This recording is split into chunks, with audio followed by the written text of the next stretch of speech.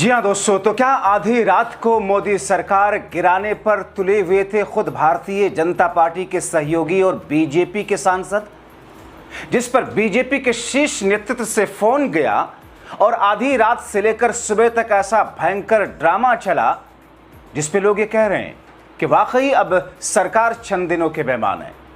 स्वागत है आप सभी का। आप देख रहे हैं द राजनीति का विशेष सेगमेंट खबर और विश्लेषण। मैं हूं जब्बार खान। जैसे दीपके जी मान के चलते हैं, जैसे सौरभ दास जी मान के चलते हैं कि छात्र जो है सो इनोसेंट होते हैं और इनोसेंट छात्रों के खिलाफ कहीं कोई एक्शन नहीं होना चाहिए, तो वो हमारा भी मानना है और इसमें कहीं कोई कंफ्यूजन नहीं है। कोई कंफ्यूजन है तो आपके चैनल के माध्यम से मैं ये पूरी तरह क्लियर एक संदेश देना चाहता हूँ कि दोस्तों, बीजेपी सांसद के इस छोटे से बयान को सुनकर के आपके जहन में कई सारे सवाल इस तरीके से खड़े तो हो ही चुके होंगे कि कुछ न कुछ तो चल रहा है।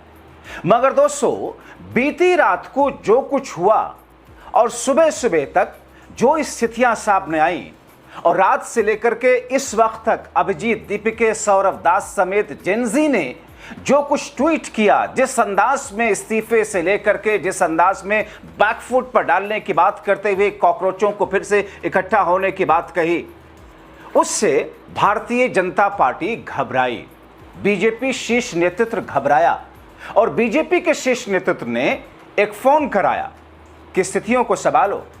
क्या तुम लोग इंडिया गठबंधन से पहले ही हमारी सरकार को कमजोर करने पर लगे हो?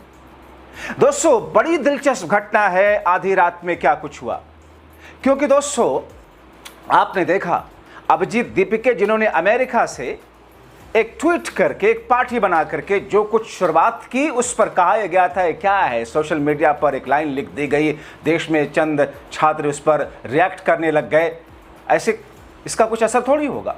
मगर दोस्तों आपने देखा क्या हुआ। दोस्तों, एक तरफ भारतीय जनता पार्टी का शीर्ष नेतृत्व जो कुछ हंगामा संसद के भीतर चला और छात्रों पर, जिंजी पर बल का प्रयोग, लाठियों का प्रयोग, AK-47 बिहार में चला, दिल्ली में पैलेट गन चली, उन सब पर पानी डाल करके किसी तरीके से ठंडा करने में लगे हैं। मगर ऐसा लगता है कि दूसरी तरफ हल्की सी चिंगारी में घी डालने का काम, तेल और पेट्रोल डालने का काम कुछ भारतीय जनता पार्टी के सांसद और बीजेपी के सहयोगी सांसद करते हुए दिखाई दे रहे हैं। दोस्तों, हुआ क्या है आपको समझाता हूं। दोस्तों, CGI सूर्यकांत ये वही हैं जिन्होंने देश के युवाओं को, बेरोजगारों को कॉकरोच कहा था और उसके बाद में पूरी मुहिम बन गई। दोस्तों, जस्टिस सूर्यकांत को हैदराबाद के national legal studies and research यानी कि नालसर यूनिवर्सिटी में वहां के दीक्षांत समारोह में बुला करके छात्रों को सर्टिफिकेट दिए जाने की बात आई, मगर वहां के छात्रों ने विरोध कर दिया था।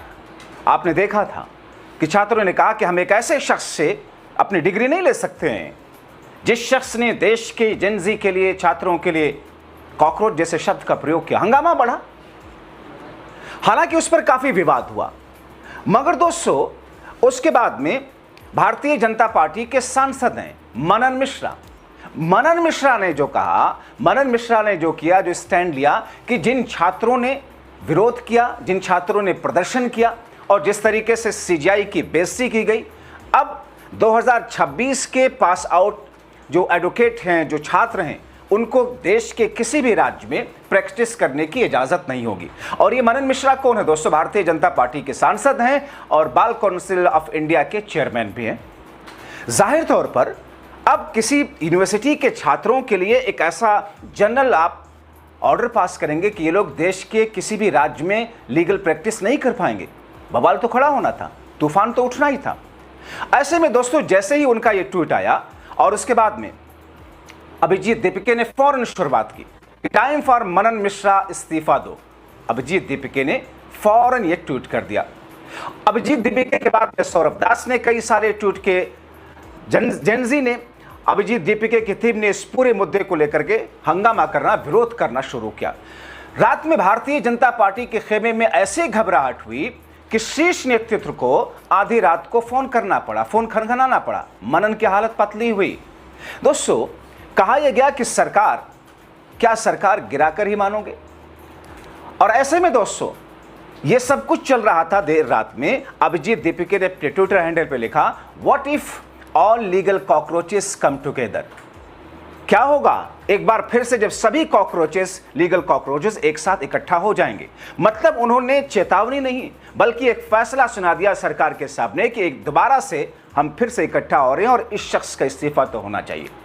दोस्तों, मनन कुमार मिश्रा बैकफुट पर आए और बैकफुट पर आकर के रात में ही उनको बयान देना पड़ा, आधी रात को बयान देना पड़ा। क्या बयान दिया उन्होंने, जरा उन्हीं के शब्दों में आप सुन लीजिए। रात को फिर काउंसिल के सारे मेंबर बैठे, उस पर डिस्कशन हुआ और उसके बाद इस चैप्टर को पूरी तरह क्लोज कर दिया गया है। तो अगर किसी को भी, सीजेपी को भी कोई कंफ्यूजन है तो मैं आपके चैनल के माध्यम से ये क्लियर कर देना चाहता हूँ कि ये चैप्टर पूरी तरह जो है सो बंद हो चुका है, क्लोज हो चुका है, कोई इंक्वायरी नहीं होगी। और तो और डरे हुए मनन साहब ये भी बताते हैं कि वो और अभिजीत दीपके तो एक ही काम कर रहे हैं, युवाओं के हित के लिए। जैसे दीपके जी मान के चलते हैं, जैसे सौरभ दास जी मान के चलते हैं कि छात्र जो है सो इनोसेंट होते हैं और इनोसेंट छात्रों के खिलाफ कहीं कोई एक्शन नहीं होना चाहिए, तो वो हमारा भी मानना है और इसमें कहीं कोई कंफ्यूजन नहीं है। कोई कंफ्यूजन है तो आपके चैनल के माध्यम से मैं ये पूरी तरह क्लियर एक संदेश देना चाहता हूँ कि छात्रों के हित के खिलाफ कोई काम बार काउंसिल ऑफ इंडिया नहीं करेगी और कोई संस्थान अगर उनके हित के खिलाफ कोई काम करेगा वो भी बर्दाश्त बार काउंसिल ऑफ इंडिया। तो दोस्तों, आधी रात का उनका यह बयान, घबराहट उनकी फिर भी खत्म नहीं हुई, क्योंकि भारतीय जनता पार्टी का शीर्ष नेतृत्व एक तरफ चुपचाप इस पूरे मुद्दे को लेकर के, यहां तक कि संसद के भीतर भी आखिरी दिन इस पर चूं तक नहीं किया। वो चाहते थे कि किसी तरह इस पर बात ना हो, लेकिन बीजेपी के सांसद, कोई गटर जेनजी, कोई उनको पंक्चर वाला, कोई उनकी माओ को गाली दे रहा, कोई उन्हें आतंकी कह रहा, खुद भारतीय जनता पार्टी के सांसद ही ऐसा लगा कि बीजेपी की सरकार को फंसाने पर तुले हुए हैं। मैं भी बीजेपी के सहयोगियों की बात नहीं कर रहा हूं, उधर क्या चल रहा है वो अलग से आपको बताऊंगा। मगर दोस्तों, मनन मिश्रा को रात में एहसास दिलाया गया, कर क्या रहे हो। अब दोस्तों, रात भर में इतना गुस्सा, इतना बवाल छात्रों ने दिखाया। दूसरी तरफ मोदी शाह की तरफ से ली गई क्लास कि क्या सरकार पर कोई प्रश्न चिन्ह तुम ही लगा रहे हो।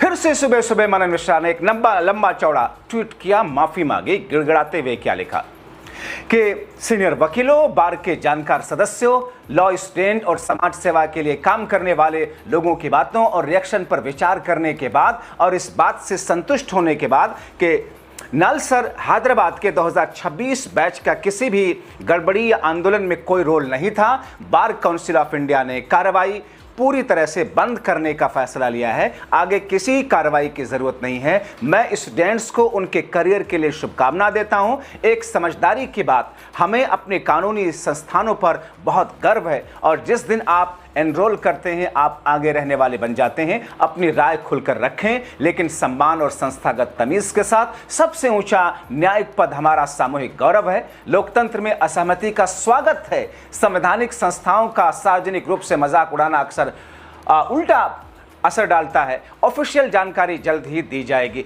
ये मनन मिश्रा ने कहा कि साहब, जो फैसला लिया गया था, जो हमने कहा था, वो दरअसल एक तरीके से एक एंगल पर था, लेकिन हमने बातचीत की, जैसा कि उन्होंने अपने बयान में कहा, अपने बाइट में उन्होंने कहा थोड़ी देर पहले जो आपने बयान उनका सुना कि साहब अब सब कुछ ठीक हो गया है। इन छात्रों की कोई गलती नहीं थी, जिन्होंने विरोध किया था उसमें उन्होंने कुछ ऐसा नहीं किया था जिसकी वजह से ऐसा कदम उठाना पड़े, यानी कि बैकफुट पर फौरन आना पड़ा। और दोस्तों, तभी सौरभ दास ने क्या लिखा, it's done bro, another major victory for the youth but the quest for accountability will continue. मतलब हमने कर दिखाया, जेनजी के लिए एक और बड़ी जीत, लेकिन यह शिकंजा आगे भी कसा जाता रहेगा। यानी कि सरकार के लिए एक चेतावनी भी दे डाली उन्होंने अपने इस ट्वीट में कि आपने अपनी गलती सुधार तो ली, ये छात्रों के लिए, जेनजी के लिए एक बड़ी जीत है, लेकिन आगे भी ये चलता रहेगा।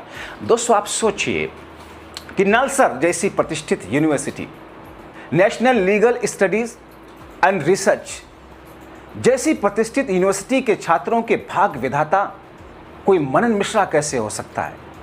कोई भारतीय जनता पार्टी के शीर्ष नेतृत्व कैसे बन सकते हैं? वो लोग अपनी मेहनत से एग्जाम क्रैक करके एडमिशन पाते हैं, अपनी मेहनत से डिग्री हासिल करते हैं, और आपने एक झटके में लिख दिया, ऑर्डर पास करा दिया कि बार काउंसिल ने ऑर्डर दिया है कि अब ये सारे के सारे लोग डिग्री होने के बावजूद भी प्रैक्टिस नहीं कर पाएंगे, उनकी डिग्री एक कागज का टुकड़ा रह जाएगी।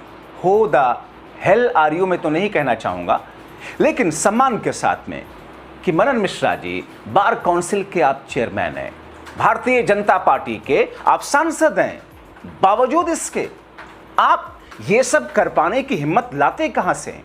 एक और बात दोस्तों, इन मनन मिश्रा के बारे में जान लीजिए, जो सौरभ दास ने अपने ट्वीट में लिखा। उन्होंने रिवील किया कि 1 साल में बार काउंसिल की मीटिंग कॉन्फ्रेंसेस में मनन मिश्रा जी ने 14 करोड़ रुपए खर्च किए। दोस्तों, चाय समोसे और जलेबी पर जिसमें चंद मीटिंगें हुई, कॉन्फ्रेंसेस हुई, 14 करोड़ रुपए कहां से आता है पैसा? किसका था यह पैसा? सरकार का अपना था? आपका अपना था? देश की जनता के टैक्स के पैसे का है, उन्हीं जिंजी और छात्रों के माता पिता के टैक्स का पैसा है। और दोस्तों, आपको जो ये भ्रमित करते हैं राइट विंग के लोग कि हम सिर्फ 5%, 2.5% लोग हम ही टैक्स देते, नहीं, देश का एक IAS ऑफिसर से लेकर के बड़े से बड़े शख्स से लेकर के हमारा एक मजदूर भाई और रिक्शा चालक भाई भी टैक्स देता है। अगर आप 2 रुपए के मैच बॉक्स भी, माचिस भी खरीदते हैं ना, उस पर भी टैक्स वो मजदूर भाई देता है, क्योंकि वो कंपनी भी सरकार को टैक्स चुकाती है। तो कोई इस गुमान में ना रहे, सिर्फ सैलरीड पेशा लोग ये टैक्स थोड़ी देते हैं। टैक्स डायरेक्ट और इनडायरेक्ट 2 तरीके का होता है।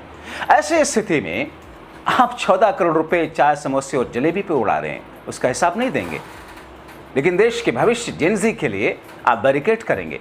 इसीलिए दोस्तों मैंने लिखा कि एक तरफ सरकार और उसका शीर्ष नेतृत्व किसी तरीके से मौजूदा वक्त से निकल भागने की चेष्टा कर रहा है, क्योंकि सत्र खत्म हो गया मगर मुद्दा खत्म नहीं हुआ है। कैसे, अगले शो में आपको विस्तार से बताता हूं। मगर दूसरी तरफ बीजेपी के नेता ही ऐसा लगता है कि उस मुद्दे को कुरेद कर जनता के सामने कुछ अपनी गड़बड़ियों की वजह से ऐसा लगता है कि सरकार गिराने पर तुले हुए हैं। दोस्तों, अब ऐसी स्थिति में सबसे जरूरी हो जाता है कि आप खुद को जागरूक रखें, समझदार बने, दूसरों को जागरूक करने के लिए हम जैसे लोगों के ऐसे वीडियोस, ऐसे पत्रकारों के वीडियोस अपनों तक पहुंचाएं। आपकी जिम्मेदारी है खुद को जागरूक रखने के साथ साथ समाज को जागरूक रखना। अपनी राय लिखें।